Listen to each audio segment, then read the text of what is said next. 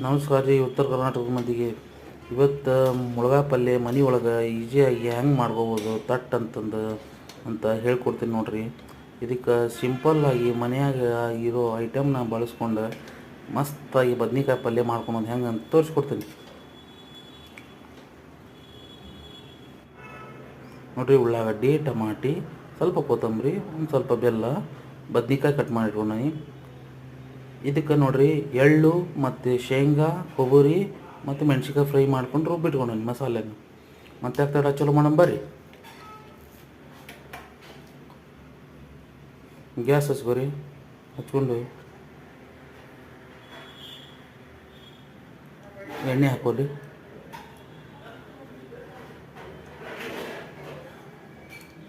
ಎಣ್ಣೆ ಚಲೋ ಹೊತ್ನಾಗ ಗರಮ್ ಆಗಲ್ರಿ. ಸ್ವಲ್ಪ ಗರಮ್ ಆಗಿಂದ ಇದಕ್ಕೈತಲ್ಲ ಸ್ವಲ್ಪ ಕರಿಬೇವು,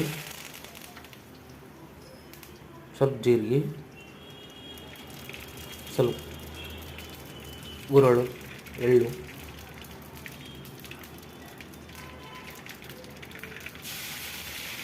ಉಳ್ಳಾಗಡ್ಡಿ,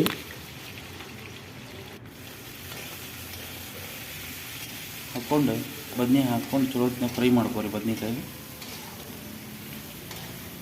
ಇಲ್ಲಿ ಎಣ್ಣೆಯಾಗ ಬದ್ನಿಕಾಯಿ ಎಷ್ಟು ಫ್ರೈ ಆಕೈತೆ ನೋಡಿರಿ ಅಷ್ಟು ತಿನ್ನಕ್ಕೆ ಟೇಸ್ಟ್ ಆಕತ್ತೆ ನೋಡಿರಿ. ಏನಾದ್ರು ಮುಳಗಾಯಿ ಪಲ್ಯ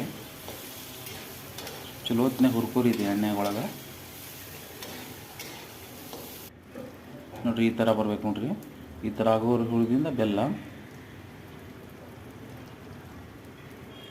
ಟೊಮಾಟಿ ಮೊದಲು ಹಾಕಿಬಿಟ್ರೆ ನೀರು ಬಿಟ್ಟು ಬರ್ತೈತಿ, ಚಲೋ ಫ್ರೈ ಆಗೋದಿಲ್ಲ ಬದ್ನಿಕಾಯಿ. ಹೀಗಾಗಿ ನಾನು ಫ್ರೈ ಆಗಿಂದ ಹಾಕೋಂತ ನೋಡಿರಿ. ಟಮಾಟಿ ಫ್ರೈ ಮಾಡ್ಕೊಳ್ರಿ. ರುಚಿ ತಷ್ಟ ಉಪ್ಪು ಹಾಕೋರಿ.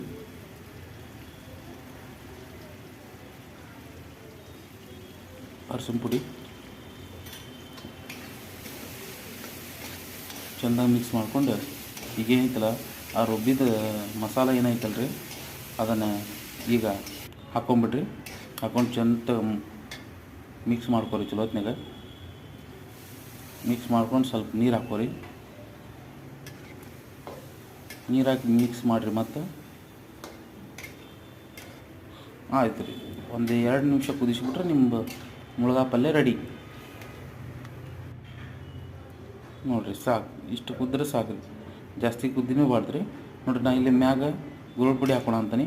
ನೀವು ಬೇಕಂದ್ರೆ ಹಾಕೋಬೋದು, ಬ್ಯಾಡಂದ್ರೆ ಇಲ್ಲ, ನಮ್ಗೆ ಬೇಕಂತ ಹಾಕೋಣ ಅಂತಾನೆ ಅಷ್ಟೇ ನೋಡಿರಿ. ಇಷ್ಟ ಆದರೆ ಸಾಕು. ಸ್ವಲ್ಪ ಕುದ್ರೆ ಬದ್ನಿಕಾಯಿ ಪಲ್ಯ ರೆಡಿ. ಮನ್ಯಾಗ ಮಾಡ್ಕೊಳ್ಳಿ, ಮಸ್ತಾಗಿ ತಿನ್ಕೊಳ್ಳಿ.